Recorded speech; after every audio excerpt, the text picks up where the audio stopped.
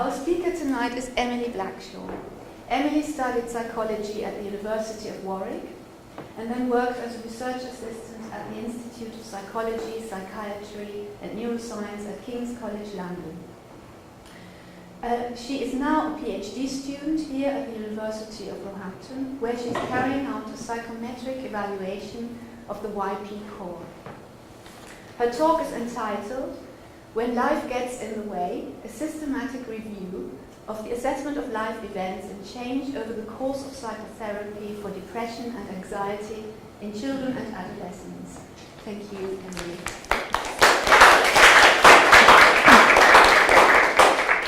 Hello everyone, thank you for the introduction. So yeah, my name is Emily and I am a PhD student here at the University of Roehampton, and I'm working under the supervision of Chris Evans, Mick Cooper and Gina Powley. And thank you very much for coming here today to hear me talk about my work on life events in the study of psychological distress. So I would like to spend some time today talking to you about my recent work, which includes a systematic review on literature around life events that occur over the course of psychotherapy, with a particular focus on psychotherapy for depression and/or anxiety in children and adolescents. I also want to talk a bit about the implications that I think this research has in terms of studying mental health outcomes and change over time, and also the implications that this has in particular for research on YP core outcomes, which is the focus of my PhD. So I wanted to start by giving you a little bit of background information about me and my interests in order to explain how I came to look at life events and why I chose to look at them in the way that I did. So firstly, I take a very heavily social materialist perspective on psychological distress.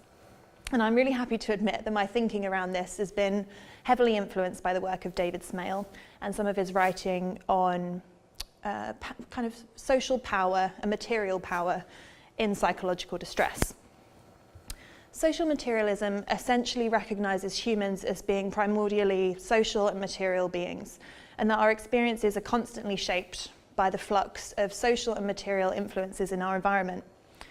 In this way, distress is not so much caused by biology, but rather enabled by it, and a far greater emphasis is placed on complex social and material influences in our environment.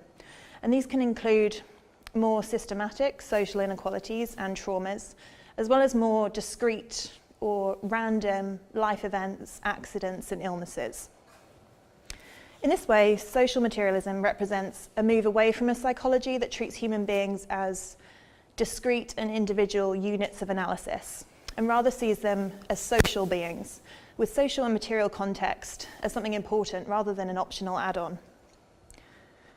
In this light, my approach to psychological distress is very much outward-facing, in that psychological distress is not caused by some internal failure of one individual, but rather the experiences in their environment, which may be one or many things. And these can include, but they're not limited to, social inequality, trauma, physical discomfort and insecurity, social isolation, invalidation of one's experiences, as well as life events. It is unlikely, therefore, that distress can be cured by an individual therapy, or that it can be overcome by willpower alone. Tackling distress involves addressing and challenging our social and material environments, which are structured by and at the mercy of economic and political power. In this way, I consider that my approach to research is inherently political. I want to study psychological distress in the context that it's situated in, and this is undeniably influenced by power and politics. My ideas about well-being take into account poverty and austerity, social housing conditions and deprivation, amongst many other things. I'm concerned that in psychology and in psychology research, some of these issues can be avoided and do indeed go unchallenged, and that we continue to provide medical model psychology solutions to what are in fact very complex social problems. And my final point about me is that this approach that I take to psychological research is fundamentally ethical and compassionate. Whilst the reasons for considering distress in its context, in its environmental context, are scientific and based in, and founded in research, they are also fundamentally ethical, which is perhaps best outlined by this ethical principle from the International Union of Psychological Science. So psychology functions as a discipline within the context of a human society. As a science and a profession, it has responsibilities to society. These responsibilities include contributing to the knowledge about human behaviour and to persons' understandings of themselves and others, and using such knowledge to improve the condition of individuals, families, groups, communities, and society. So, my doctoral research project is a psychometric study of the YP core. The YP core is a brief 10-item scale of psychological distress for young people. There have already been 2 studies carried out on the development and validation of this measure, and it is already quite widely used in school counselling services and clinical services. I intend to build on these initial studies by looking at the convergence of the YP core with 2 other comparable measures. So I'm going to be using the ARCADS 25 and the SDQ. I also want to recruit a large community or non-help seeking sample, and I'm going to be utilising more novel psychometric methods such as nearest neighbour modelling. As part of this psychometric exploration, I really want to include a study of life events. So I want to look at life events and change in life events alongside change in YP core scores. I just felt with my perspective on psychological distress and where I believe it's founded, I felt it would be kind of reductive not to look at these things whilst looking at longitudinal change over time. So life events. Life events have a well-established association with socio-economic status, with those with lower socio-economic status experiencing more negative or stressful life events. A couple of different explanations have been put forward for this, including being situated in an environment where there's a greater chance of negative events or stressful events occurring. And there's also an explanation which refers to having strained social and material resources so that your ability to cope with negative events is depleted. For young people, the type of negative events that are disproportionately experienced according to SES include school suspension, being excluded from school, as well as witnessing violent events.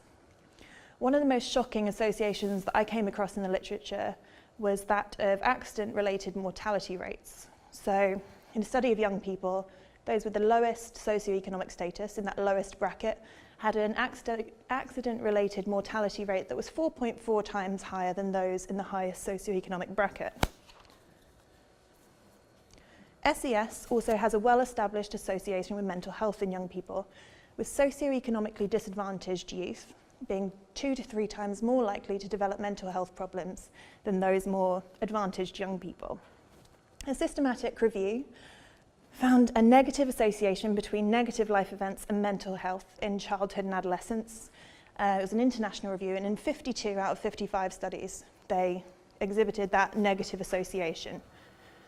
Research appears to be moving away from a more diametrically opposed theoretical approaches of social causation and social selection, and towards a more complex cyclical pathway between social and material deprivation and psychological distress.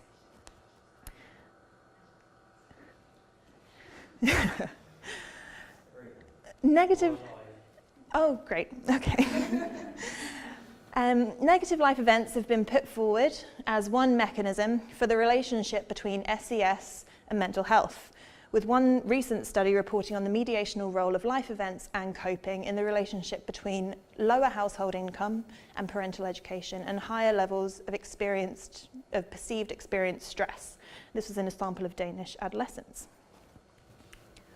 So I decided to carry out a scoping systematic review on the literature about life events that occur during or are intercurrent with psychotherapy. And I was particularly looking at psychotherapy for depression and/or anxiety in young people. It seems that antecedent life events are very well recognised in theories of psychotherapy, and individuals often seek help from a therapist or some kind of support, mental health support, following a significant life event such as a bereavement. However, events are obviously ubiquitous and they can occur at any time, and they can and do indeed occur over the course of therapy. But this seems to have received far less attention in the research literature. I therefore set out to carry out a systematic review to answer the following questions. How are life events conceptualized in the literature? What methods are used to assess or measure life events? And what statistical analyses are used to look at the association between life events that occur over therapy and change in mental health outcomes or symptomatology? So, for this review, I sought out literature on young people aged between 5 and 18 years, presenting with symptoms relating to depression, anxiety, and/or well-being. And I only included studies that reported on psychotherapeutic change. So they had to include at least 2 assessments of outcomes. And they also needed to have some kind of record or assessment of life events, however kind of casually that was, or non-formally that was reported. I allowed for a very broad definition of life events, as this was a scoping review. I excluded events that were solely historic in nature, so events that had occurred prior to therapy and were not events that occurred over the course of therapy, just due to the focus of my review. I also excluded events that were more internally generated, things like self-harm, so as to avoid conflation with symptomatology. I carried out comprehensive searches in Medline and PsycInfo databases. I searched review and reference lists. I posted on relevant email circulars and online forums, and I contacted at least 30 scholars who'd published in this area. In the end, I identified 2,157 studies, which we squeezed down to 30 studies as being relevant to our topic. And then we identified an additional 12 studies through citation chaining. So we ended up with a sample of 42 articles. I just want to point this out before I get going with the literature that we found. When we were searching, so out of all the studies that we identified as being in some way about psychotherapeutic change for young people experiencing psychotherapy for depression and/or anxiety, just 0.2% of those research articles were identified as addressing life events or reporting on life events. We weren't surprised by this, but we thought it was important. And then I'll just give you a brief overview of those included studies before I get onto my research questions. So, of the 42 studies included, 15 were randomized controlled trials, 13 were uncontrolled longitudinal studies or case series. We had 10 case studies, 3 qualitative studies, and 1 study kind of straddled 2 categories. So it was a case study and an uncontrolled longitudinal study. Socioeconomic status was reported on kind of very formally in 26 of those studies included, or just over 60% of those studies. The methods of assessment did vary widely. So some studies included more standardized scoring, such as SES levels. Some studies used certain indicators, such as household income or parental education, and some just provided a kind of generalized description of the population that they were targeting. Details of the type of therapy delivered were given in 23. Oh no, they were given in 40 out of the 42 studies. So 23 of those studies described interventions that involved a caregiver or family member. So some studies described therapy where there were joint parent-child sessions alongside individual therapy for the child. And this just really illustrates the kind of age group that we're focusing on and how important the caregiver is in their environment and well-being. 27 studies actually reported on, so they were young people who were seeking help for issues related to negative events or life events in general. So, and these kind of fell into 3 broadly different categories. So firstly, young people were sometimes seeking help in relation to an event, a significant event for them that had just happened. So we had one study that was recruiting people who had recently experienced a parental bereavement. But these studies were included because they then also reported on events that continued to occur over therapy. We also had a kind of second group of these studies, which was where the events were very much planned or anticipated to happen over the course of therapy. So we had one study targeting young people who were due to receive chemotherapy over the course of their therapy treatment. And finally, we had a group of studies where negative events were very much anticipated to occur for those young people. So young people who were considered at risk of exposure to repeated negative life events. So there was one study which targeted young people who had experienced domestic violence or witnessing domestic violence and were expected for that to continue. Okay. So in terms of my first research question, which was how are life events conceptualized, we kind of came to the conclusion that life events varied in terms of their chronicity, their severity, their predictability, and their valence. So there was a wide range of chronicity to the events that studies focused on. So sometimes they were extremely long-lasting, like severe, ongoing resource hardships, or actually living in a war zone and receiving psychotherapy whilst there. There were also events that were more acute. So sometimes people had made court appearances over the course of therapy. Severity also varied widely. Some studies focused on very severe events, some on more minor, and some the whole range. So very severe events included experiencing physical abuse over the course of therapy, whereas more minor things were kind of like daily hassles, so witnessing parents arguing. There was also a range of predictability. So I've mentioned there's some events which were expected or planned to occur. So there are things like a young person who's been excluded was then expected to return to school the following year, and that happened over the course of therapy, and the study reported on that. There are also more unpredictable or random, unexpected events. There was also a range of desirability, but the focus was heavily on undesirable or negative life events in these studies. There are a couple that reported on positive life events, things like birthdays happening over the course of therapy or attending social events, but this was very rare in the literature that we identified. So life events were most commonly assessed using questionnaires, but this was sometimes supplemented by interviews and by records such as hospital reports. And events were also disclosed in therapy, reported by therapists in case studies. Interestingly, even when questionnaires were used, there was very little comparability between the studies.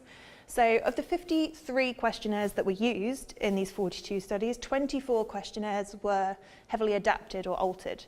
So sometimes the time period that the questionnaire referred to was changed, or certain items were added or omitted. There were also 3 questionnaires that were designed specifically for use in the certain studies. And this was so that the questionnaires would suit the study's specific purpose or population. So of the standardized 26 questionnaires that were used in the study, or not adapted or newly developed, just 3 of those questionnaires were used more than once. And those 3 questionnaires were only used twice. So there really seemed to be a lack of consistent measurement across life events. And this meant that there was no scope for meta-analysis within my review. And it also meant that, well, we kind of felt that this really contributed to a lack of research in this area, that there wasn't really many agreed measures for life events. Thirdly, I wanted to look at the types of statistical analyses used to assess life events and consider life events in terms of psychotherapeutic change and outcomes. So 28 studies reported using statistical analyses in some way. 10 studies used a mediational analysis. So an example of this is one study that looked at parent-child conflict events as predictors of recovery. So parent-child conflict events that occurred over therapy as predictors of recovery from depression for young people. There were also studies that looked at life events in parallel to change in outcomes. So there were some studies that also collected data on bullying and instances of teasing, classroom and playground teasing for young people, and tracked this over the course of therapy alongside outcomes. Yes, and the other example is case studies. So case studies also reported on the intersection between life events and change in mental health outcomes, but this was often based on therapist reflection. So here is an example from a study by Ford and Nangle. So in this case, there was a therapy sessions with a young girl, and she was informed on the 13th week of therapy that she would have to go to court and face the perpetrator of her abuse. And at this point, she had increased anxiety, increased nightmares, and increased conflict with her family. So this is a case of where someone's considering significant events that are happening in a person's life and their levels of anxiety at the same time.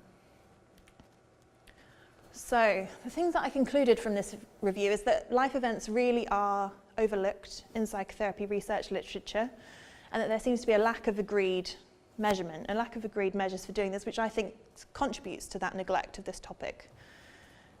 I also feel that given the relationship between life events and socioeconomic status, that this neglect of life events contributes more broadly to a neglect of socioeconomic status in psychotherapy research.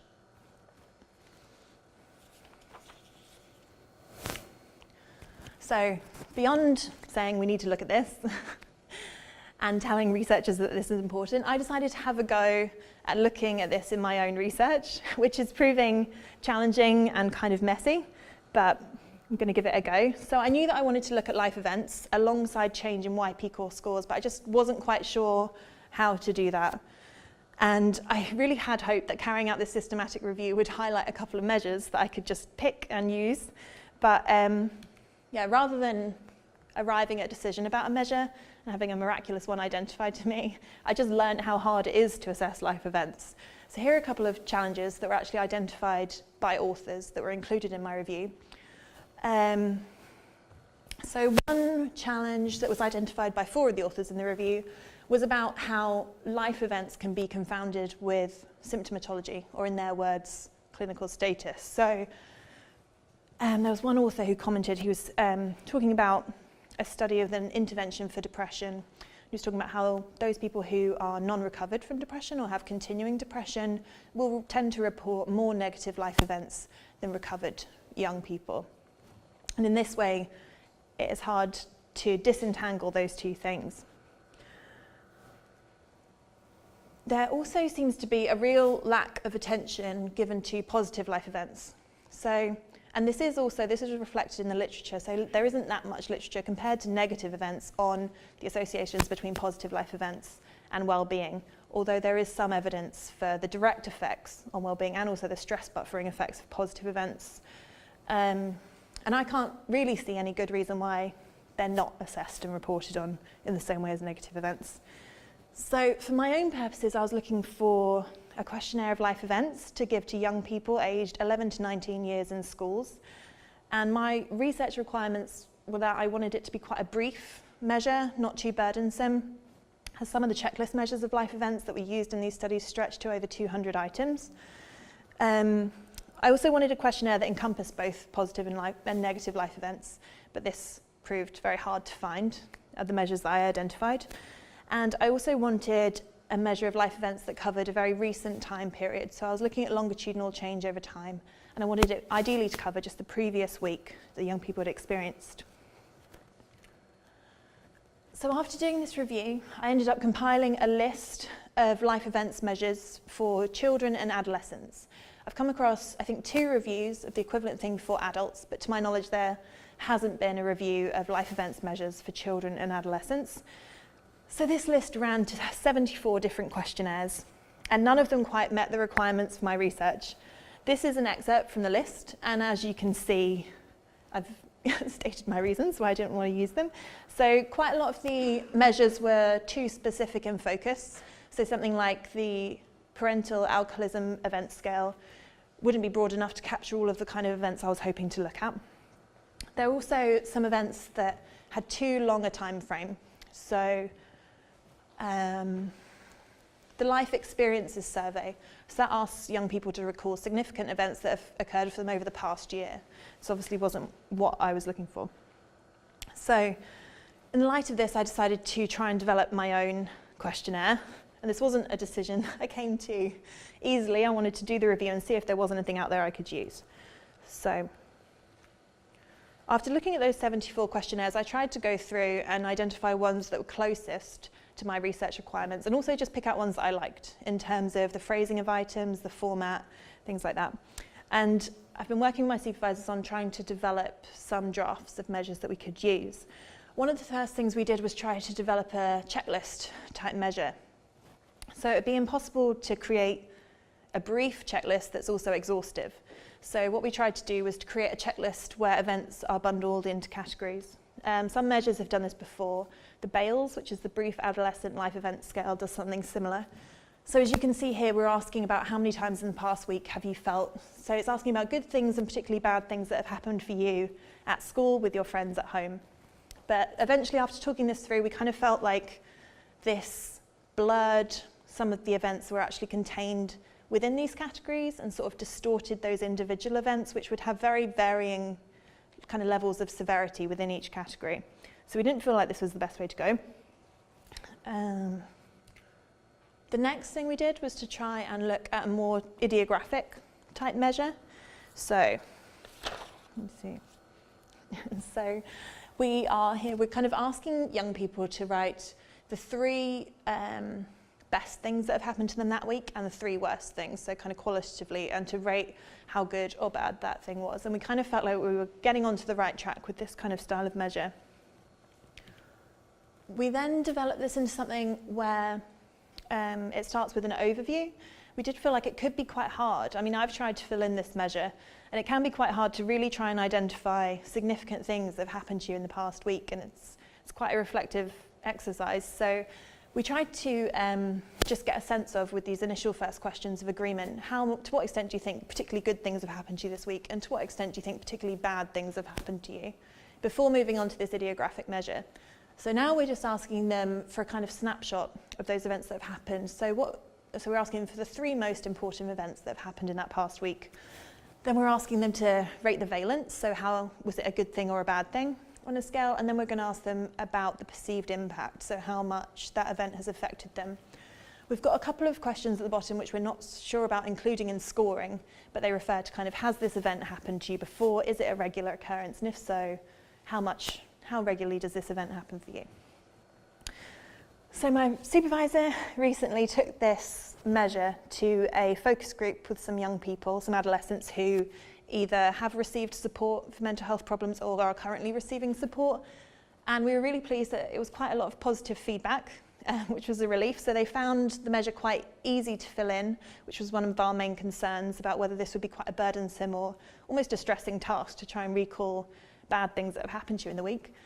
But they kind of filled it in within 10 minutes. And they also seemed to have some discussion around that it was quite an important thing to ask about. So they felt that if they're being asked about their mental health, their well-being, how they're feeling, that they also were happy to kind of respond to questions about what kind of things have been happening for them and how those things have been making them feel.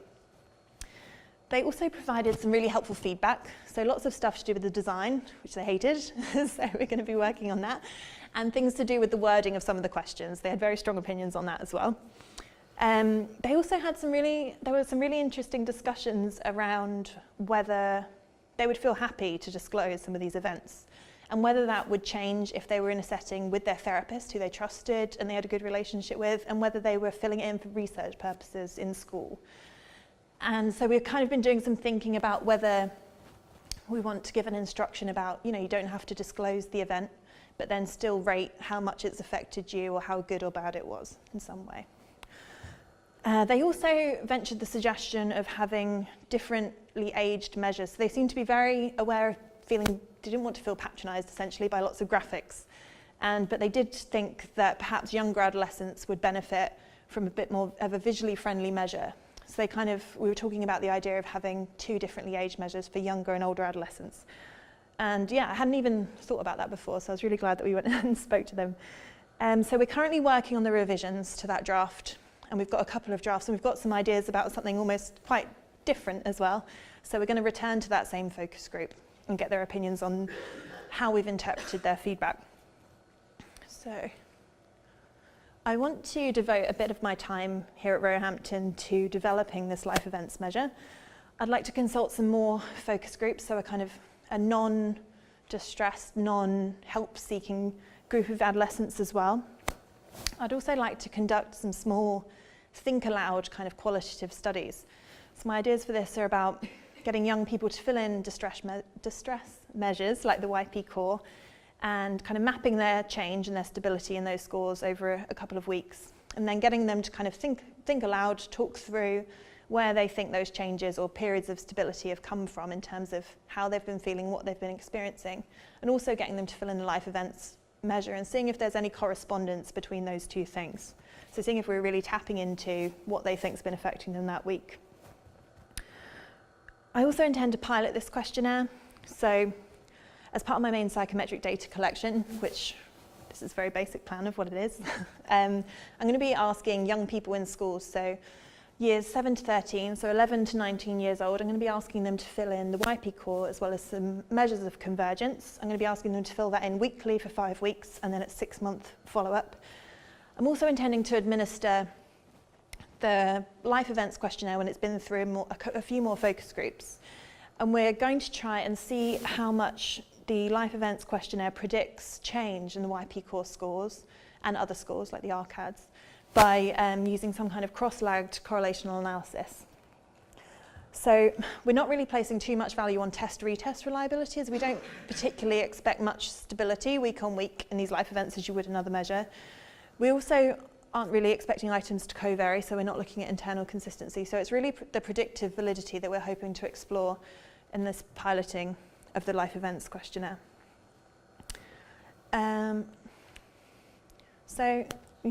So I think this is going to be really challenging. Looking at life events has already been quite messy, and I think it will continue to be. But I think we really hope that it's going to allow us a more truthful look at change and distress over time that really takes into account social and material environments, which we think are important. And also, I'd really like to open discussion up because I'm finding that validating this kind of measure, this kind of idiographic measure of life events that's more psychosocial than psychological is posing some quite unique challenges. It's very different trying to validate a measure like the YP core. So yeah, anyone's feedback on that would be very much welcome. But thank you for listening to me today.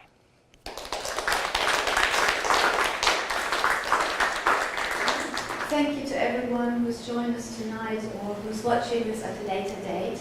Our next seminar will take place on 7th of December. Our speaker will be Hilary Ruffle, and the talk will be entitled Evaluating the I Thrive Model of Care for Children and Young People's Mental Health. Thank you very much and goodbye.